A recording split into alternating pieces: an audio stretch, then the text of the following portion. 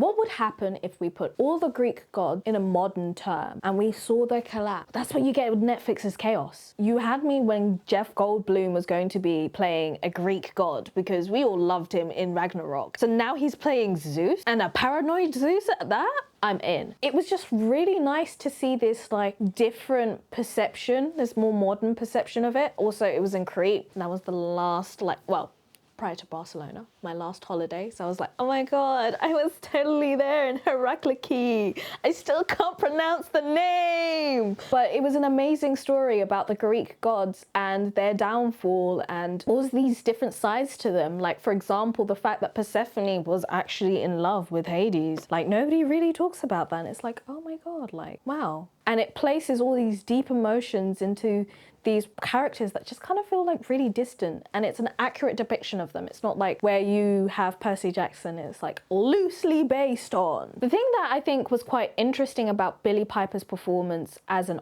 oracle was that, like, you knew she was an oracle straight off, but it wasn't like the stereotypical old crone. It was like she was eccentric. There was something offbeat and missing about her. What I really engaged with was not only the way in which the character development was, but also the cinematography. So there's parts of it where you're in the underworld and it's just completely black and white. And you still had those moments where you were seeing how this black and white world, also known as the underworld, and the actual world were connected, and how this was like a food chain. So you had Olympus, this amazing, beautiful Greek garden, and then Earth, and then Hades, and then they were all connected like a flowing circle of water that's just constantly spinning. If you know, you know. If you're really into Greek mythology or have just a curious mind about ancient periods but placed in a modern context that doesn't make you feel like a cringe, then definitely check this out.